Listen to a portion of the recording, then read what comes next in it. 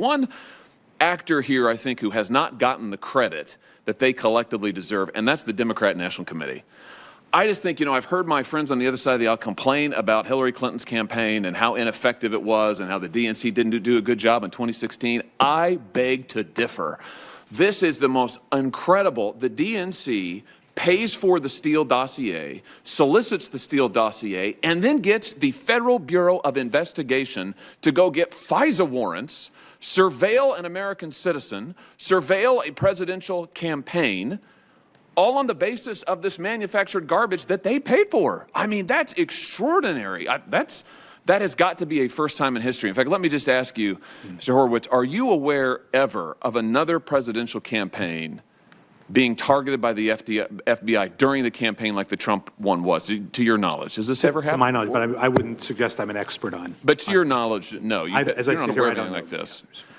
So, and I'm correct in thinking that the Steele dossier, the Fusion GPS dossier, was solicited by and paid for the DNC. I mean, that's correct based on what we know, isn't it? Or the Clinton campaign or the DNC, it was ultimately learned by the FBI that was the case, or that came to be their belief. And then, so we get the Steele dossier. It's fed to the FBI. The FBI goes and asks for these FISA warrants, which have all of the problems that you have articulated and that my colleagues have drawn out, including sometimes outright fabrication of evidence in these FISA applications. And then, not only does the FBI get a surveillance program ongoing, effectively, of a presidential campaign during cycle, but they also get, the DNC also gets, news stories written during the campaign about the surveillance program. In September of 2016, there's a story about possible counterintelligence investigation of the Trump campaign. In October of 2016, there's a story about the FBI investigating the Trump campaign. And we know on that last one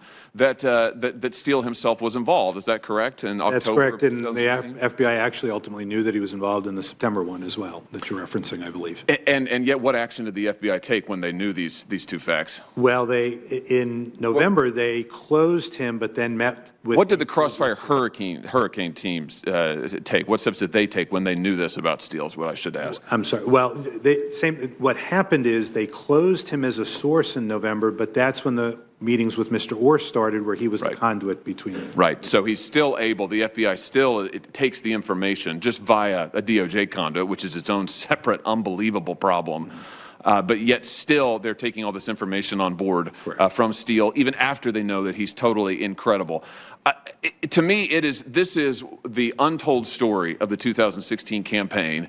And I don't know who at the DNC hatched this, but I suppose they ought to, maybe it's take a victory lap, but certainly they should be remembered for it. To get the FBI to pursue surveillance of a rival presidential campaign and then into the newly elected president's term, I think it's just extraordinary. It is absolutely extraordinary. So let me ask you this. Are these individuals whose misdeeds that you have documented here in this report